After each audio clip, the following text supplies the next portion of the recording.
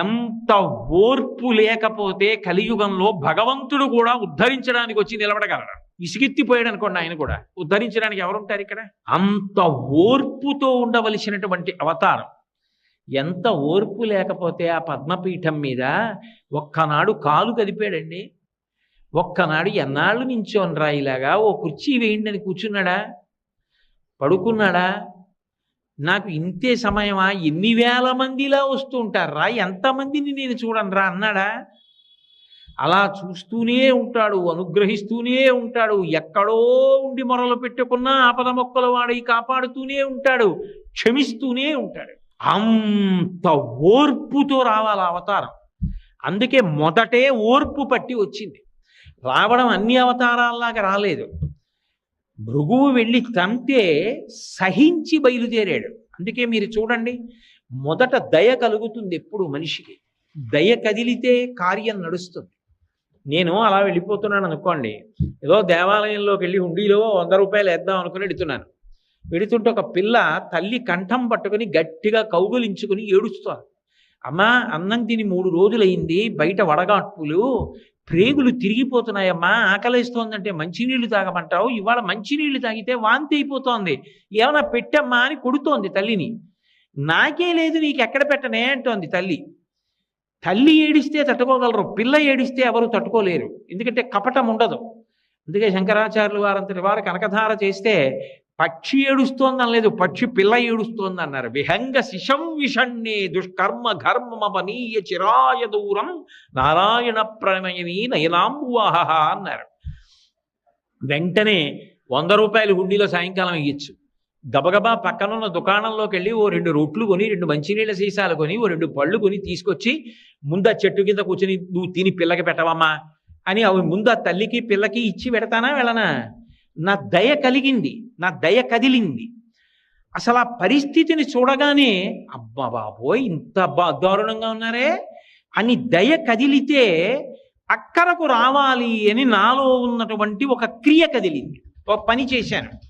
ముందు కనపడని దయ కదులుతుంది, కనపడేటటువంటి కర్మ నడుస్తుంది. దయ కదలకపోతే కర్మ ఎలా నడుస్తుంది? ఈశ్వరుడు భూమి మీదకి రావాలంటే ముందు ఆయన దయ కదలాలి. ఎవరా దయ? అమ్మవారే.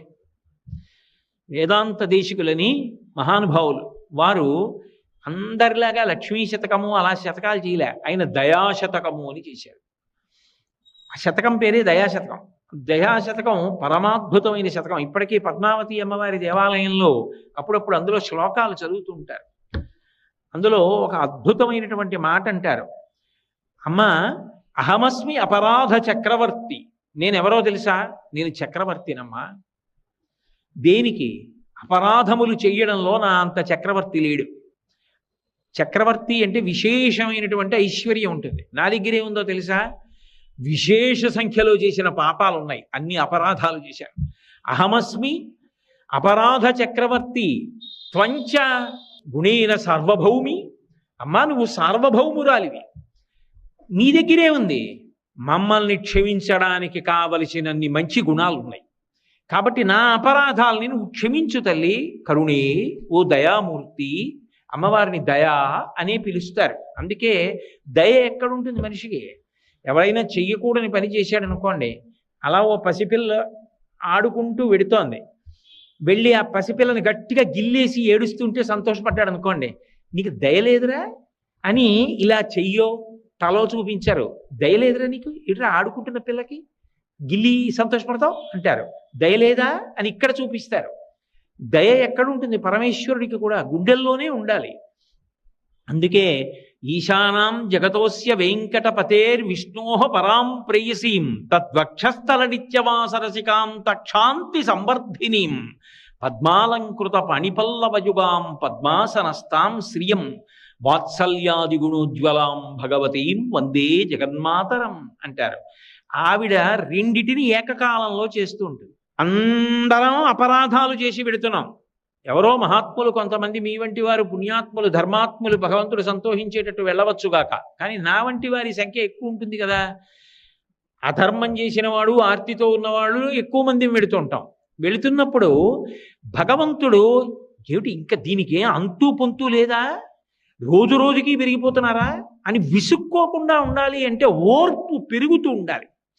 అమ్మో, వేదాంత దేశికులు అద్భుతమైన మాట అన్నారు. సర్వసాధారణంగా ఆయుధాలని కూడా సానబట్టుకుంటారు. ఎందుకని అంటే అవి మొరటుగా అయిపోయాయి అనుకోండి, ప్రయోగించినప్పుడు పనిచేయద్దు. అందుకని వాటిని కూడా సానబట్టుకుంటారు. ఏదో ఇంట్లో కత్తులు చాకులు ఇటువంటివి సానబట్టుకున్నట్టు. సానబట్టుకోవడం ఎందుకు అంటే కూరగాయలు అవి తేలిగ్గా తరుక్కోవడానికి నా ఉద్దేశం, అన్య ప్రయోజనాలకని కాదు. కాబట్టి ఇంట్లో ఉన్న పదునైన పరికరములను సానపెట్టుకుని సిద్ధం చేసుకున్నట్టే ఈశ్వరుడు కూడా అప్పుడప్పుడు ఆయుధములను సానపట్టుకుంటూ ఉంటాట. చక్రం ఇటువంటివి. వేదాంత దేశికులు అన్నారు, అమ్మవారు నే పడతానులేండి అని ఆ ఆయుధాలు తీసుకుని దయతో సానబట్టిందిట. ఇప్పుడు దయతో సానబట్టింది కాబట్టి ఆ ఆయుధాలు వచ్చి తగిలినా మనం చెయ్యం. అది తీసి ఆయన ప్రయోగిద్దాం అనుకున్నా ఆయనకి దయ కలుగుతుంది. తక్షాంతి సంవర్ధిని. ఆవిడిక్కడ కూర్చుని ఓర్పు పట్టండి, మరి కలియుగం కదా అని అలా చెప్తూనే ఉంటుంది. ఇంటి ఇల్లాలు మంచి మాటలు చెప్తోంది అనుకోండి, పోన్లేద్దరు ఓర్పు పట్టండి మనవాళ్ళు కదా అంటోంది అనుకోండి, ఆయన ఉల్లాసంగా చేస్తాడు. మీకు ఎందుకంటారు ఇవన్నీ అని 10 మాటలు అందనుకోండి, అబ్బో ఇవన్నీ ఎక్కడ పడతానండి అని ఆయన అంటాడు. ఆమె వలన ఆయన పైకి కనపడదు కానీ వెనక ఆవిడ ఉంటుంది. అలా తక్షాంతి సంవర్ధిని, ఆయన ఓర్పుని ఆమె పెంచుతోంది. మన పట్ల వాత్సల్యం ఈశ్వరుడు చూపిస్తున్నాడు. అప్పుడు గోవు తన కడుపున పుట్టిన దూడని మాంసాహారి కాకపోయినా మావిని నాలుకతో నాకినట్టు మన పాపములను ఈశ్వరుడు తొలగించి కాపాడుతున్నాడు. కాపాడడానికి ఆవిడ ముందు కదులుతోంది. కదలడం కూడా ఏదో సామాన్యంగా కదలడం కాదు. శ్రీగుణరత్న కోశంలో పరాశర భట్టర్లు ఒక అద్భుతమైన మాట అంటారు.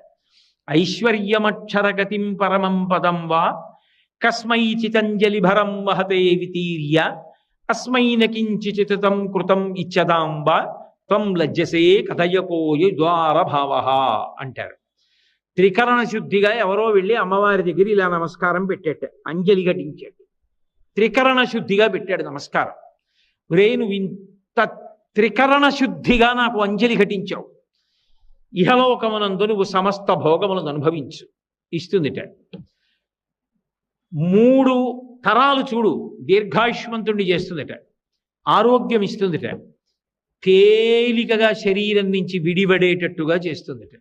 బాగా అర్థం అవ్వాలి అంటే, కొద్దిగా కలిపి చెప్పాలి అంటే, శ్రీమన్నారాయణుడితో కలిసి భూమి మీదకి వచ్చి శరీరం విడిచిపెట్టేసిన తరువాత ఆ జీవుణ్ణి చెయ్యి పట్టి విమానంలోకి ఎక్కించుకుని వైకుంఠానికి తీసుకెడుతుంటే జీవుడు చుట్టూ చూసి, స్వామి మీ దర్శనం అయింది, సంతోషం, మా అమ్మేది అని అడిగితే, నువ్వు ఒకరోజు త్రికరణ శుద్ధిగా అంజలి ఘటించావు. అంజలి ఘటిస్తే నీకు ఇహలోకమునందు ఐశ్వర్యం ఇచ్చాను, 3 తరాలు ఇచ్చాను, ఆరోగ్యం ఇచ్చాను, దీర్ఘాయుర్దాయం ఇచ్చాను, తేలికగా శరీరం నుంచి విడివడిపోయే అదృష్టం ఇచ్చాను, శ్రీవైకుంఠానికి తీసుకెడుతున్నాను, ఇంతకన్నా నేను ఇంకా ఏమీ చెయ్యలేకపోయానని సిగ్గుబడి ఎర్రబడిన ముఖంతో అదిగో తెర పక్కన నించుందంట. త్వం లజ్జసే కథయకో యజుదార భావ జ్ఞానక్రియా భజన సంపత కించనోహం ఇచ్చాధికార చకనానుశయా అనభిజ్ఞ అంగాసి దేవి వయోరపి దుస్సహాని బద్ధామి మూర్ఖచరితత్తవ దుర్భరోస్మి అంటారు. ఆ తల్లి అంతటి దయాగుణంతో ప్రసన్నురాలై ఉంటుంది. అందుకని ఆమె ముందు కదలాలి. ఆమె ముందు కదిలితే ఇంత గొప్పగా కలిపురుషుడు పాడు చేస్తుంటే వాళ్ళకు అక్కరకి రావడానికి నేను ఎడుతున్నానని ఆయన కదలడానికి అవకాశం ఉంటుంది. ముందు దయ కదిలితే ఆయన కదులుతాడు. అందుకని ఆమె కొల్హాపురం వచ్చింది, ఆయన భూమి మీదకి వచ్చాడు.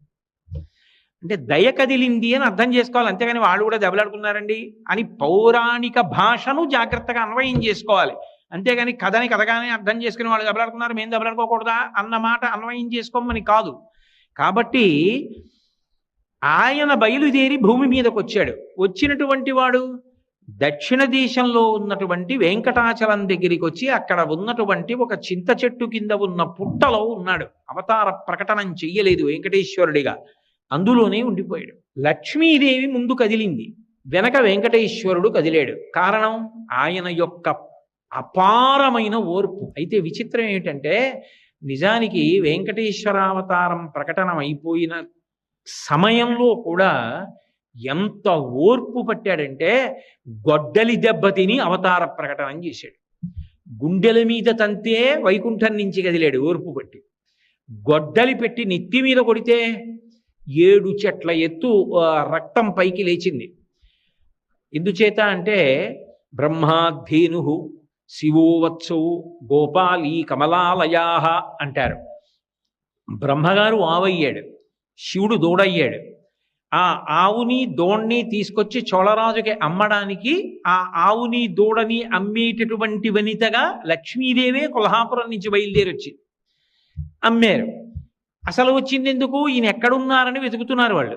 వెతుకుతూ సమాసిజ్ఞ వాల్మీకం సమంతాత్ క్షీరధారయ, అక్కడ ఉన్నటువంటి పుట్టలో శ్రీహరిని చూసి సంతోషించి బ్రహ్మగారు పాలు వదిలిపెట్టి అభిషేకం చేస్తున్నాడు. ఈ ఆవు పాలన్నీ అక్కడ వదిలిపెట్టి ఇంటికి వెళ్ళిపోతోంది. ఆవు పాలు ఇవ్వట్లేదు, ఏం చేస్తున్నామని ఆవిడకి కోపం వచ్చి ఆ గోవులను రక్షించేటటువంటి వ్యక్తిని కొట్టించింది. ఆయనకి కోపం వచ్చి మరునాడు మాటేసి చూస్తున్నాడు. ఆ ఆవు వెళ్ళి పాలు వదిలిపెట్టేస్తోంది పుట్టలోకి. అది సాక్షాత్ శ్రీమన్నారాయణుడి మీద వదులుతోంది, అది బ్రహ్మగారు ఆ గోవు.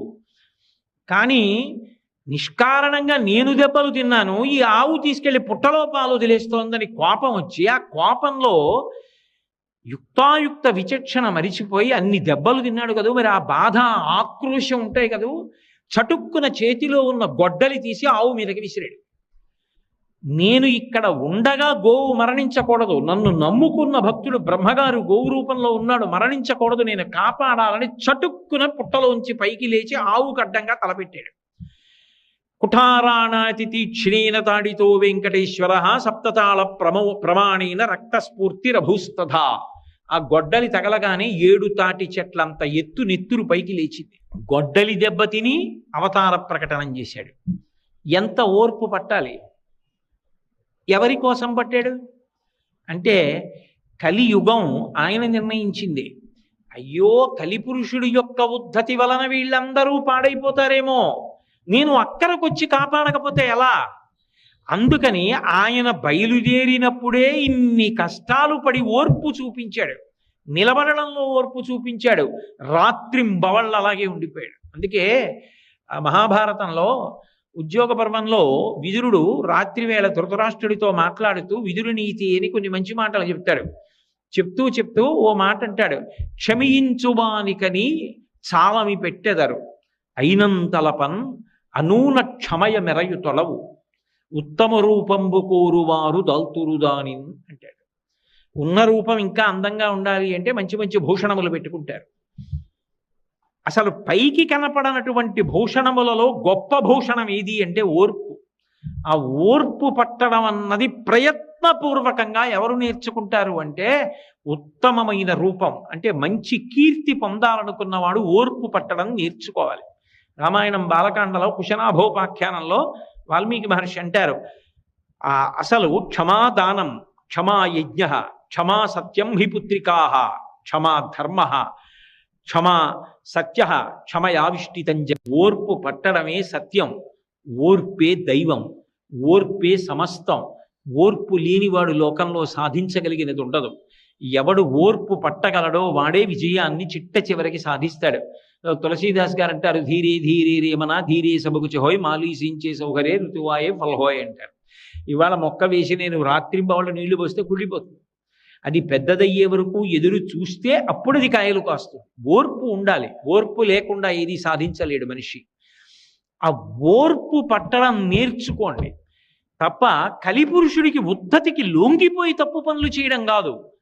ఓర్పు పట్టి మనిషి ధార్మికంగా ప్రవర్తించడం నేర్చుకోండని చెప్పడానికి తాను అంత ఓర్పు పట్టినటువంటి అవతారం వెంకటేశ్వర అవతారం. అందుకే అటువంటి అవతారం ఈ లోకంలో ఇంకొకటి లేదు. వెంకటేశ సమో దేవో నభూతో నభవిష్యతి. అందుకే ఆ తల్లి లక్ష్మీదేవి ఒక మాట అడిగింది, వెంకటాచల మహాత్మ్యము అని చెప్పి తరిగొండ వెంగమాంబ గారు చేశారు.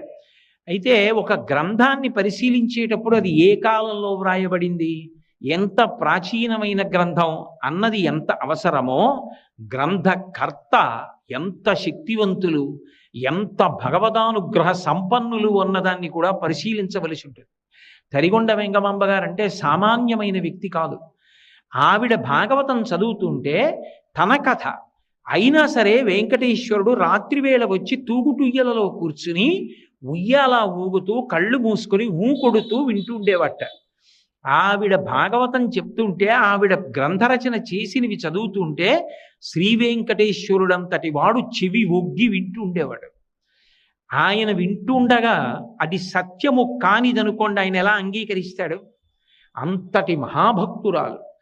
ఇప్పటికీ సవికల్ప సమాధిలో ఉంది ఆవిడ. తరిగొండ వెంగమాంబ గారి పేరు మీద ఉన్నటువంటి పాఠశాల వరాహస్వామి గెస్ట్ హౌస్ వెనకాతలే ఉంది. అక్కడే బృందావనంలో ఉంది ఆ తల్లి. ఆవిడ రాత్రివేళ ఆనందనిలయం తలుపులు వేసేసిన తరువాత సొరంగ మార్గంలో వెంకటేశ్వరుడి దగ్గరికి వెడుతూ ఉండేది.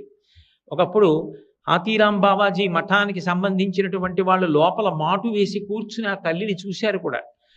అలా అంత శక్తి కలిగినటువంటి తల్లి, అంతటి మహోపాసకురాలు ఆవిడ. ఒక అద్భుతమైనటువంటి ఘట్టాన్ని ఇచ్చారు. పద్మావతి పరిణయం అయిపోయిన తర్వాత లక్ష్మీదేవి వెంకటేశ్వరుడితో ఏకాంతంలో మాట్లాడుతూ ఒక మాట అంది. అనగా పిండికి నేను వచ్చినప్పుడిచట ధనంబు లేదని చెప్పిన తప్పే, అట్లు చెప్పినన్ ప్రేమతో ధనంబు నేనియనే, నన్నప్పుడు తేరచేసి ధనదున్ నా పిండ్లికి నీవు అప్పు ఇమ్మని యాచించుట ఏమి కార్యము తెలుపుమా ఓ వెంకటేశ అంటుంది. ఓ వెంకటేశ్వర, నాకు ఓ మాట చెప్పు. నిజంగా ఈ అవతారంలో నువ్వు వైకుంఠం నుంచి వచ్చినప్పుడు నీ దగ్గర డబ్బేమీ లేదనుకో, అనుకో పద్మావతి పరిణయానికి డబ్బులు కావలసి వచ్చాయనుకో.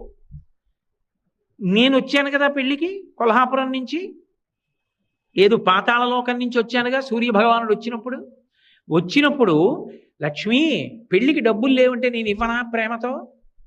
నువ్వు నన్నడగకుండా నన్నప్పుడు తేరచేసి ధనదున్ నా పిండ్లికి ధనమిమ్మని అప్పు చేయుట ఏమందున్ జగన్నాయక. ఓ జగన్నాథుడా, కుబేరుడి దగ్గరికి వెళ్ళి లక్ష్మీపతివి నా పెళ్లికి అప్పిమ్మని, పైగా ఓ నోటు రాసిచ్చి దానికి రుణపత్రం ఇచ్చి డబ్బు అప్పుచ్చుకుని పెళ్లి చేసుకున్నావా? ఎందుకు చేసేవాలా అని అడిగితే ఆయన అప్పుడు ఒక మాట చెప్పాడు. లక్ష్మి, నువ్వు డబ్బు ఇవ్వలేవని కాదు, నేను డబ్బు సృజించలేక కాదు. నేను శ్రీయప్పతిని, నువ్వు నా భార్యవి. ధనము లేక కాదు అప్పు చేసింది, అది మిష. నిజానికి నేను ఎందుకున్నానో తెలుసా? కలియుగంలో ఇక్కడే. దానికి ఒక కారణం ఉంది. శ్రీవైకుంఠ విరక్తాయ స్వామి పుష్కరిణీతటే రమయా రమమాణాయ వెంకటేశాయ మంగళం. శ్రీవైకుంఠం మీద విరక్తి పుట్టింది. కారణం భోగాలు తక్కువై కాదు. అయ్యో, ఈ యుగంలో కలిపురుషుడి ఉద్ధతి వలన ప్రజలందరూ ఇంత బాధపడుతుంటే వాళ్ళని కాపాడడానికి నేను అక్కడ ఉండకుండా ఇక్కడ కూర్చుని ఏం చేస్తాను? వాళ్ళకి ఊరట కలగాలంటే అంతటా ఉన్నానన్నది సత్యమే, కానీ నేను ఒక రూపంతో వాళ్ళకి ఎదురుగుండా కనపడితే వాళ్ళకి ఊరట. అందుకని నేను అక్కడ ఉండాలి. అక్కడ ఉండడం కోసమని నేను వెళ్ళాలి. అందుకని నేను ఇక్కడే ఉంటాను, నేను రాను. కారణం ఏమిటో చెప్పమంటావా? కలియుగంబున ప్రజలు పాపకర్మంబులనరించి రోగాది తాపత్రయముల్ కలుగగా వెరచి తత్కాలంబునందు నన్ను పేర్కొనుచు పలు మొరల్ పెట్టినప్పుడు వచ్చువారి ఆపదల తీర్చి వారి బ్రోవక ఊరకుండుట నాకు నీతి కాదు. పాపంబుపైకి ఆకర్షణంబు చేసి వచ్చు ఆపదల తీర్చి ధనము ఈ కొండపైకి రప్పించి నిస్పృహుండనగుచు అజ్ఞులైన జనులకిప్పింతు నచలమతిని. ఎందుకుంటానో తెలుసా? ఇక్కడ ఈ తిరుమల క్షేత్రంలో, ఈ ఆనంద నిలయంలో నేను ఎందుకు ఉండిపోయానో తెలుసా లక్ష్మి? ఎందుకు అప్పు తీసుకున్నానో తెలుసా? ఎందుకు వడ్డీ కడుతున్నానో తెలుసా? కలిపురుషుడి యొక్క ఉద్ధతి వలన అనేకమైన పాపములు చేస్తారు ప్రజలు. ఆ పాపములు చిన్న చిన్నవైతే వాళ్ళ కార్యక్రమాలను ఇబ్బంది పెట్టనటువంటి చిన్న చిన్న రోగములుగా పోతుంటాయి. కానీ అసలు పెద్ద పెద్ద పాపములైతే ఏం చేస్తాయంటే, ఏ కార్యమును చేయడానికి శక్తి లేని స్థితిలో ఆ పాపము బాధ పెడుతుంది. పైగా ధనం విశేషంగా క్షయమైపోతుంది. గొప్ప బాధని శరీరంలో పొందుతూ ఉంటాడు. దాని వలన ఎన్ని ఉన్నా మనశ్శాంతి ఉండదు. అటువంటి రోగముల చేత బాధపడుతూ ఉంటారు. కలియుగంబున ప్రజలు పాపకర్మంబులనురించి రోగాది తాపత్రయములు కలుగగా వెరచిత కాలంబు నన్ను పేర్కొనుచు పలు మొరలు పెట్టినప్పుడు ఆ రోగాలు కలిగి విశేషమైన బాధలు కలిగి అప్పుడు బాధ ఒక్కడే అనుభవించలేడు. అప్పుడు ఏం చేస్తాడంటే నన్ను తలుచుకుంటాడు. ఏడుకొండలవాడ వెంకటరమణ ఆపద ముక్కలవాడ అనాథ రక్షక నన్ను కాపాడవయా స్వామి, నిలువు దోపిడీ ఇస్తానంటాడు. ధనము ఈ కొండపైకి రప్పించి నిస్పృహుండనగుచు అజ్ఞులైన జనులకిప్పింతు నచలమతిని. ఎందుకుంటానో తెలుసా? ఇక్కడ ఈ తిరుమల క్షేత్రంలో ఈ ఆనంద నిలయంలో నేను ఎందుకు ఉండిపోయానో తెలుసా లక్ష్మి? ఎందుకు అప్పు తీసుకున్నానో తెలుసా? ఎందుకు వడ్డీ కడుతున్నానో తెలుసా? కలిపురుషుడి యొక్క ఉద్ధతి వలన అనేకమైన పాపములు చేస్తారు ప్రజలు. ఆ పాపములు చిన్న చిన్నవైతే వాళ్ళ కార్యక్రమాలను ఇబ్బంది పెట్టనటువంటి చిన్న చిన్న రోగములుగా పోతుంటాయి. కానీ అసలు పెద్ద పెద్ద పాపములైతే ఏం చేస్తాయంటే ఏ కార్యములు చేయడానికి శక్తి లేని స్థితిలో ఆ పాపము బాధ పెడుతుంది. పైగా ధనం విశేషంగా క్షయమైపోతుంది. గొప్ప బాధని శరీరంలో పొందుతూ ఉంటాడు. దాని వలన ఎన్ని ఉన్నా మనశ్శాంతి ఉండదు. అటువంటి రోగముల చేత బాధపడుతూ ఉంటారు. కలియుగంబున ప్రజలు పాపకర్మంబులనురించి రోగాది తాపత్రయములు కలుగగా వెరచిత కాలంబు నన్ను పేర్కొనుచు పలు మొరలు పెట్టినప్పుడు ఆ రోగాలు కలిగి విశేషమైన బాధలు కలిగి అప్పుడు బాధ ఒక్కడే అనుభవించలేడు. అప్పుడు ఏం చేస్తాడంటే నన్ను తలుచుకుంటాడు. ఏడుకొండలవాడ వెంకటరమణ ఆపద ముక్కలవాడ అనాథ రక్షక నన్ను కాపాడవయా స్వామి, నిలువు దోపిడీ ఇస్తానంటాడు. నేను వింటాను. విని నేను ఇక్కడ లేకపోతే ఎలా? విని వాని పాపంబు ద్రవ్యంబుకై ఆకర్షణంబు చేసి వాడు చేసిన పాపాన్ని ద్రవ్యము మీదకే ఆకర్షణ చేస్తాను. అందుకే ఈ యుగంలో ఈ దేవాలయంలో హుండీ ప్రధానమైపోతుంది. ఒక్కొక్క చోట ఒక్కొక్కటి ప్రధానం. గురువాయూరు వెళ్ళారనుకోండి నారాయణీయం పారాయణ చేస్తారు. పళని వెళ్ళారనుకోండి కావడ పట్టుకుంటారు. వైకోం వెళ్ళారనుకోండి మహాదేవుడికి విందులు చేస్తారు. ఒక్కొక్క క్షేత్రానికి వెళ్ళినప్పుడు ఒక్కొక్కటి చేస్తారు. ఏదో రామేశ్వరం వెళ్ళారనుకోండి ఆ కాశీ నుంచి తీసుకొచ్చినటువంటి గంగతో రామేశ్వరుడికి అభిషేకం చేస్తారు. ప్రయాగ వెళ్ళారనుకోండి ఇక్కడి నుంచి పట్టుకెళ్ళినటువంటి ఇసుక అక్కడ గంగలో కలుపుతారు. ఇలా సముద్ర జలాల్ని తీసుకెళ్లి కలుపుతూ ఉంటారు. ఇలా ఒక్కొక్క చోటుకి వెళ్ళినప్పుడు ఒక్కొక్కటి చేస్తూ ఉంటారు. త్రిపెట్రియార్ అనే క్షేత్రం ఉంది, అక్కడికి వెళ్ళారనుకోండి రామాలయం తుపాకీ పేలుస్తారు ఒకసారి. ఒక్కొక్క క్షేత్రంలో ఒక్కొక్క పని చేస్తారు. ఈ క్షేత్రంలో ధనాన్ని హుండీలో వేయడం ప్రధానం అవుతుంది. ఎందుకు అవుతుందో తెలుసా? వారి పాపంబు ద్రవ్యంబుపై ఆకర్షణంబు చేసి ఎన్ని పాపాలు చేశాడో అంత పెద్ద మొక్కుతాడు. స్వామి నిలువు దోపిడీ ఇచ్చేస్తానంటాడు.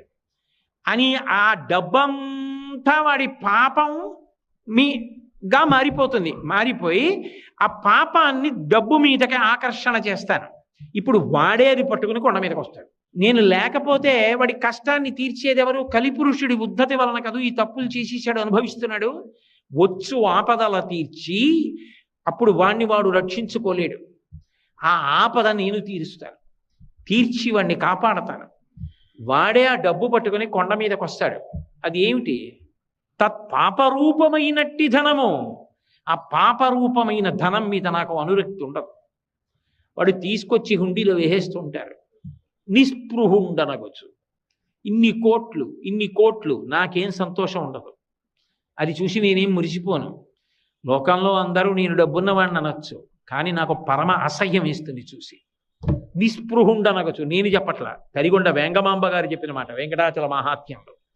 నిస్పృహుండనగొచ్చు అజ్ఞులైన జనులకి పింతు నచలమతిని. డబ్బు పోతే ఏడుస్తారు, కానీ నేను ఆ డబ్బు వెళ్ళిపోతుంటే సంతోషపడిపోతుంటాను. అమ్మయ్య అని అజ్ఞులైన జనులకు ఏవేవో సౌకర్యాలు, కళ్యాణ మంటపాలనండి, వైద్యశాలలనండి, విద్యాశాలలనండి, ఏవో ఒకటి ప్రజలకి పెట్టించండి అవన్నీ పంపించేస్తుంటారు తప్ప అందులో ఒక్క రూపాయి కాసు నేను అంటే పెట్టుకోను. తత్పాపరూపమైనట్టి ధనము నాకు ఇష్టం ఉండదు. మరి ఏమండి మీరు ఆ డబ్బు తీసుకోక వడ్డీ ఎలా కడతారు? నా దగ్గర వద్దంటారు ఎలా అంటే, ఇలను ధర్మాత్ములైన వారిచ్చినట్టి పరమ ధార్మికుడైన వాడు ఉంటాడు. వాడికి ధర్మానుష్ఠానం అంటే మహాప్రీతి, ధర్మం అంటే అంత నమ్మకం. వాడు బయలుదేరుతాడు ఇంటి దగ్గర వెంకటాచలం పెడతానని. వాడు వెంకటాచలం పెడతానని బయలుదేరగానే నా ముఖం ఇంత అయిపోతుంది. ఇప్పటికీ వెంకటాచలంలో పెద్దలు చెప్తూ ఉంటారు, ఒక్కొక్కసారి స్వామివారి ముఖం కళకళ కళకళలాడిపోతుంది, అంత ఆనందపడిపోతారని. వాళ్ళు అనుకుంటారట ఎవరో ధార్మికుడు బయలుదేరాడని. నాకు పేర్లు చెప్పడం ఇష్టం లేక చెప్పట్లేదు, అక్కడ ఉన్న అధికారులే చెప్తూ ఉంటారు. ఆయన ఎవరో వస్తాడు, ఆయన ఎవరో ఎవరికి తెలియదు. ఆయన వస్తాడు, స్వామిని చూస్తాడు, స్వామి పొంగిపోతాడు ఆయన్ని చూసి, ఆయన వెళ్ళిపోతాడు. ఈయన చిన్నపుచ్చుకుంటాడు, అయ్యో వెళ్ళిపోయాడే, మళ్ళీ ఎప్పుడు వస్తాడో అనుకుంటాట. ఇలను పుణ్యాత్ములైన వారిచ్చినట్టి ధనము నే కొంత గైకొని కొంత ధనతుకు వడ్డీకి ఇచ్చి వింతలేన చేయుచుండెదననుచు మచికను బలికే. ఆ ధర్మాత్ముడైన వాడు హుండీ దగ్గరికి వస్తాడు. వాడేం పెద్ద పెద్ద నోట్ల కట్టలు బంగారం ముద్దలు వాడేం వేయడు. వాడు ఏదో జాగ్రత్తగా పంచ మడతలో పెట్టుకున్నది ఏదో తీసి ఆ హుండీలో ఇలా వేస్తాడు. నేనేం చేస్తానో తెలుసా? అది హుండీలో పడిపోకుండా ఎవరికీ కనపడకుండా చెయ్యి పెడతాను. పెట్టి ఆ పడుతున్న దాన్ని నేను పట్టుకుంటాను, అది తీసుకుంటాను.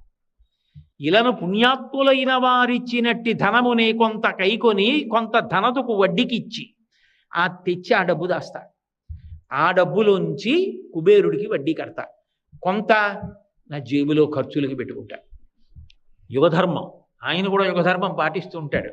అందుకని నేను మీకు ఎన్నో చోట్ల చూపిస్తా ఆయన యుగధర్మం పాటించడం ఎంత గొప్పగా పాటిస్తాడో.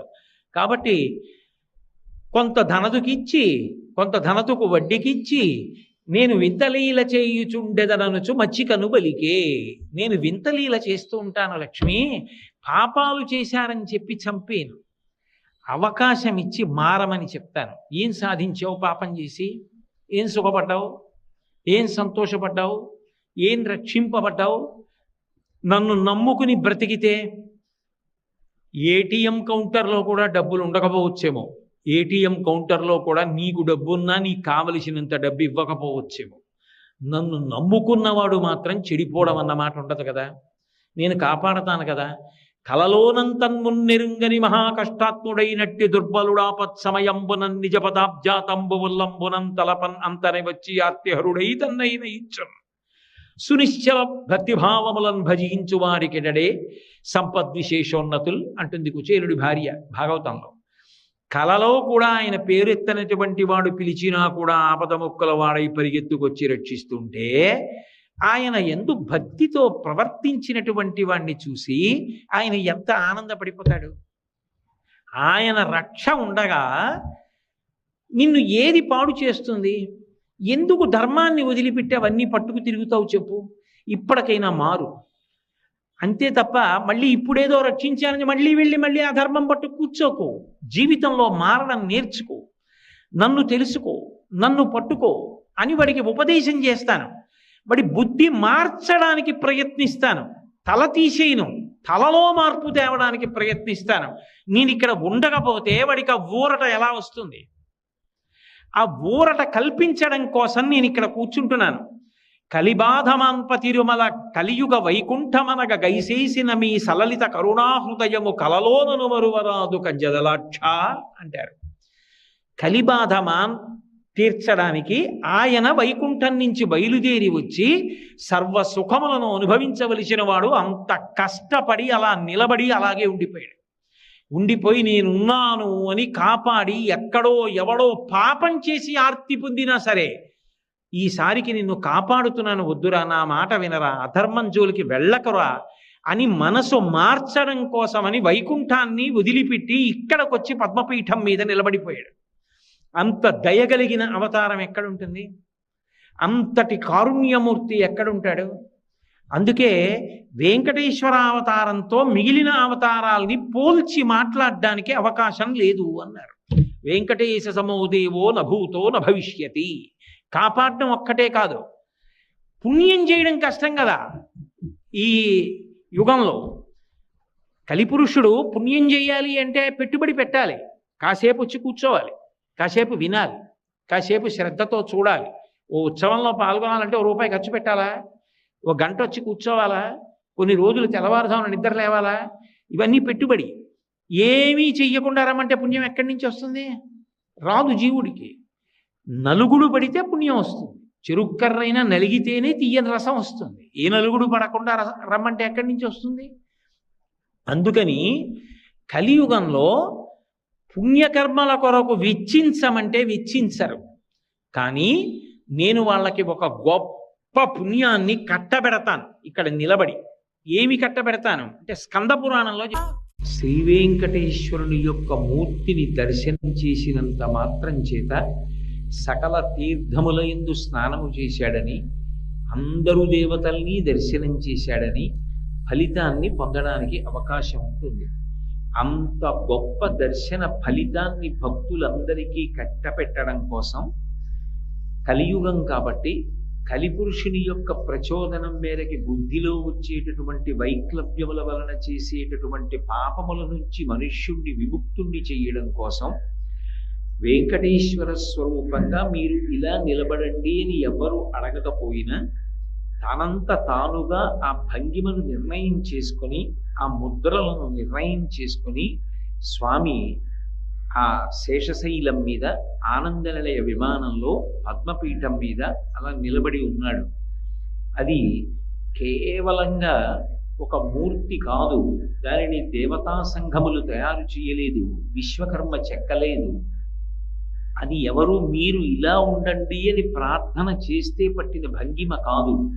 సాక్షాత్ శ్రీమన్నారాయణుడే లోకానికి అంతటికీ కూడా ఒక సందేశం ఇవ్వడం కోసమని, మౌన వ్యాఖ్య చేయడం కోసం ఒక ప్రత్యేకమైనటువంటి ముద్ర పట్టి నిల్చున్నటువంటి మూర్తి అని మీకు వివరణ చేయడం జరిగింది. పద్మాసనస్థయౌ పద్మావతీదేవి నిజవక్షమందున నిలుపుకొనుచు జనులకు తన చరణములే గతి అని దక్షిణ కరము పాదములు చూప, తన చరణములు నమ్మిన వారలకు ఈ భవాంబోధి కటిదగ్నమగునటంచు, వామహస్తంబు కటిభాగమున నుంచి చూపరులకు సంకేతించుచుండ, పరమ పావన శేష పర్వతము మీద అలరు ఆనంద నిలయమందను నిలచి దివ్యమంగళ విగ్రహుండవ్యయుండు పరమ పావనుడు శ్రీ వెంకటేశ్వరుడు వేదిక అంటారు. ఆ వెంకటేశ్వర స్వామి వారి యొక్క మూర్తి వైభవాన్ని చెప్తూ ఆయన నిలబడినప్పుడు కొద్దిగా ఎడం పక్కకి వంగినట్టుగా ఉంటారు. ముఖమున చిరునవ్వు స్పష్టంగా కనపడుతూ ఉంటుంది. మూతి ఏదో సున్నా చుట్టినట్టుగా ఉండి ప్రహృష్టవదనంతో ఉంటారు. ఎంతో సంతోషంగా ఉంటారు. బాగా పట్టి పట్టి చూస్తే రెండు కన్నులు మూసుకుని ఉన్నారా అని అనిపిస్తుంది. ఆ ఊర్ధ్వపుండ్రములు కూడా అంతగా పెట్టబడి ఉంటాయి. అసలు నిజానికి కన్నులు తెరిచి చూసినప్పుడు కనపడేటటువంటి వస్తువులన్నింటి వలన పొందేటటువంటి సంతోషము కన్నా, కన్నులు మూసుకుని నువ్వెవరో తెలుసుకుని నీలో ఉన్నటువంటి ఆత్మని అనుభవంలోకి తెచ్చుకున్న నాడు కలిగేటటువంటి ఆనందమే మనుష్య జన్మ యొక్క పరమావధి అని తెలియచేయడానికి ఆయన లోచూపుతో చూస్తూ ఉంటాడు. పై కన్నులతో కాదు. వచ్చినవాడి మనసులో ఉన్న కోరిక, ఆయన యొక్క సాధన, ఆయన యొక్క నిరక్తి, ధర్మానుష్ఠాన బలం, ఇవన్నీ కూడా ఆయనకి తెలియనివేం కావు. సర్వజ్ఞుడు. కన్నులు మూసుకుని పై కన్నులతో కాకుండా లోనేత్రంతో పరిశీలిస్తూ ఉంటాడు. అలా నిలబడి ఉండడంలో పద్మాసనస్థయో పద్మావతీదేవి నిజవక్షమందున నిలుపుకొనుచు. తిరుపతి క్షేత్రంలో 3 పద్మావతులు ఉన్నారు. ఎందుచేత ఈ మాట అంటున్నాను అంటే, శ్రీ వెంకటేశ్వర స్వామి వక్షస్థలంలో అధివసించి ఉన్నటువంటి వ్యూహస్వరూపమైనటువంటి లక్ష్మీదేవి ఒకరు. కౌస్తుభము ఉండే చోట ఆమె ఉంటుంది అని. అటువంటి లక్ష్మీదేవి ఒకరైతే, ఒకానొకప్పుడు త్రేతాయుగంలో వేదవతికి ఇచ్చినటువంటి వరాన్ని పూర్తి చేయడం కోసం పరమాత్మ సంకల్పం చేస్తే, ఆకాశరాజు నారాయణవనంలో భూమిని దున్నుతున్నప్పుడు ఒక మందసం లభించి ఆ పెట్టెని విప్పి చూసినప్పుడు ఆ పద్మాలలో పడుకుని అయోనిజగా తనంత తానుగా ఆవిర్భవించినటువంటి పద్మావతి ఒకరు. ఆమెని పరిణయం చేసుకున్నాడు. అందుకని పద్మావతి పరిణయమై ఆమె ఆయనతోటే ఉంటుంది వెంకటాచలంలో, ఆనంద నిలయంలో. కాబట్టి ఆ పద్మావతి ఆయనతో ఉంది ఒకటి. రెండవ పద్మావతి లక్ష్మీదేవి. ఎప్పుడూ ఆయనని విడిచిపెట్టకుండా ఉండేటటువంటి ఆయన శక్తి స్వరూపమైన నిత్యానపాయని అయినటువంటి శ్రీ మహాలక్ష్మి ఎవరు ఉన్నదో ఆ తల్లి ఒకప్పుడు కలియుగంలో ప్రజలని ఉద్ధరించడానికి స్వామివారు బయలుదేరి రావడానికి వీలుగా ముందు దయాస్వరూపిణి అయి కదిలి కొల్హాపురాన్ని చేరుకుంది. తదనంతరము ఆమె పాతాళ లోకానికి వెళ్ళి కపిల మహర్షి దగ్గర ఉన్నది. ఉన్నప్పుడు ఆ మహాలక్ష్మి మళ్ళీ భూమి మీదకి రావాలి అనేటటువంటి సంకల్పంతో శ్రీ వెంకటేశ్వరుడే అమ్మవారి కోసం తిరు ఈశానూరు అంటారు. ఆ తిరు ఈశానూరు క్షేత్రంలో ఇవాళ పద్మావతి అమ్మవారి దేవాలయం ఎక్కడుందో అక్కడ కోనేటి ఒడ్డున కూర్చుని తపస్సు చేశాడు. తపస్సు చేస్తే కార్తీక మాసంలో శుక్లపక్షంలో పంచమి శుక్రవారం తిథి నాడు సహస్ర రేకులతో ఒక పద్మం విచ్చుకుంది. ఆ విచ్చుకున్న పద్మంలోంచి ఆవిర్భవించింది మహాలక్ష్మి. అందుకే ఆమె కార్తీక మాస శుక్లపక్ష పంచమి నాడు ఆవిర్భవించింది. కాబట్టి అమ్మవారికి సంబంధించినటువంటి బ్రహ్మోత్సవాలన్నీ కూడా కార్తీక మాసంలో జరుగుతాయి. ఆ తల్లిని వెంకటాచలానికి రమ్మని స్వామి అడిగారు. నీ కోసమని భక్తులు ఎందరో కొండ మీదకి వచ్చి నిన్ను సేవిస్తూ ఉంటారు. నేను ఇక్కడే తిరుపతి పట్టణంలో క్రిందనే ఉండిపోతాను. ఉండిపోయి నా దగ్గరికి వచ్చి భక్తులందరూ మొట్టమొదట అమ్మ అని నన్ను సేవిస్తూ ఉంటారు. నేను నన్ను సేవించినప్పుడు నాకు చేసినటువంటి సేవలు ఉత్సవాలు నీకు చేసినటువంటి సేవలుగా, నీకు చేసినటువంటి ఉత్సవాలుగానే భావించి నీ అనుగ్రహాన్ని భక్తులకి సముపార్జించి పెట్టడంలో వారికి ఉపకారం చేస్తూ ఉంటాను.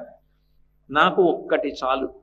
కార్తీక మాసంలో శుక్లపక్షంలో పంచమి శుక్రవారం నాడు ఆవిర్భవించాను కనుక ఆ బ్రహ్మోత్సవాలు జరిగేటటువంటి సమయంలో నాకు పసుపు కుంకం చీర, దానితో పాటుగా నువ్వు మెడలో వేసుకుని కొంతసేపు ఉంచుకున్నటువంటి మాలని బహుమానంగా పంపించు. వాటిని నేను ధరిస్తూ ఉంటాను. నేను ఇక్కడ తిరుపతి పట్టణంలోనే ఉంటానని అమ్మవారు తిరుపతి పట్టణంలో ఉండిపోయింది. కాబట్టి అక్కడికి ఇద్దరు పద్మావతులు. ఆకాశరాజుకి భూమి దున్నుతున్నప్పుడు లభించిన పద్మావతి వెంకటేశ్వరుడి చేత పరిణయమాడబడినది ఒకటి. శ్రీ వెంకటేశ్వరుడు తపస్సు చేస్తే పద్మ సరోవరంలోంచి సహస్ర రేకులు కలిగినటువంటి పద్మము నుండి కార్తీక మాస శుక్లపక్ష పంచమి శుక్రవారము నాడు ఆవిర్భవించినటువంటి లక్ష్మీ స్వరూపం ఒకటి. వ్యూహలక్ష్మిగా స్వామివారి వక్షస్థలంలో కౌస్తుభమణి ఉండేటటువంటి ప్రాంతంలో ఆయనను ఆవహించి ఉండేటటువంటి లక్ష్మీ స్వరూపం ఒకటి. ఆమె కూడా పద్మావతి. అందుకని ఆయన వక్షస్థలమును అధివసించి ఉంటుంది తప్ప పక్కన ప్రకటనముగా అమ్మవారు ఉండదు. ఏకమూర్తిగా వెంకటాచలంలో స్వామి ఒక్కరే పద్మపీఠం మీద నిలబడి ఉంటారు. అమ్మవారు ఆయన గుండెలలోనే ఉంటుంది. అందుకే పద్మాసనస్థయౌ పద్మావతీదేవి నిజవక్షమందున నిలుపుకొనుచు తక్షాంతి సంవర్ధిని అంటారు. ఆవిడ దయాస్వరూపిణి. భగవంతుని యొక్క అపారమైనటువంటి దయకు ఆమె సంకేతం. మిగిలిన అవతారాలకి శ్రీ వెంకటేశ్వర అవతారానికి ఒక ప్రధానమైనటువంటి వ్యత్యాసం. పాపమునందు అనురక్తి బాగా పెరిగిపోయి అధర్మాచరణం చేస్తూ జనులను హింస చేసేటటువంటి వాళ్ళని, ఇంకా లక్షల మందిని కూడా తెగటార్చేసాయి శ్రీ మహావిష్ణువు యొక్క అవతారములు. ధర్మ వ్యతిరేకమైనటువంటి నడవడిని ఆయన అంగీకరించలేదు. ఎందుకనంటే అసలు భగవంతుని యొక్క ప్రధానమైన లక్ష్యమే ధర్మ సంస్థాపన. నిన్న మీతో నేను చెప్పడం జరిగింది. యదా యదా హి ధర్మస్య గ్లానిర్భవతి భారత అభ్యుత్థానమధర్మస్య తదాత్మానం సృజామ్యహం. అసలు భగవంతుని యొక్క ప్రధానమైన లక్ష్యము ధర్మ సంస్థాపనమే. అందుకే ధర్మాన్ని పట్టుకునే వాళ్ళు, ధర్మమునందు పక్షపాతమున్నవారు, ధర్మానురక్తి కలిగిన వాళ్ళు అంటే భగవంతుడికి అంతటి ప్రీతి. ధర్మ వ్యతిరేకుల యొక్క పీచమణుస్తూ ఉంటాడు. అందుకే ఆయన భాగవతంలో ప్రహ్లాదోపాఖ్యానంలో దేవతలందరితో మాట్లాడుతూ ఒక మాట అంటాడు, నేను ఎప్పుడెప్పుడు అవతారం తీసుకుని భూమి మీదకి వస్తాను అంటే శుద్ధ సాధులందు, సురలందు, శృతులందు, గోవులందు, విప్రకోటియందు, ధర్మ పదవి ఎందు, తవిలినాయందు, వాడెన్నడలుగు నాడి హింసనందు అంటాడు.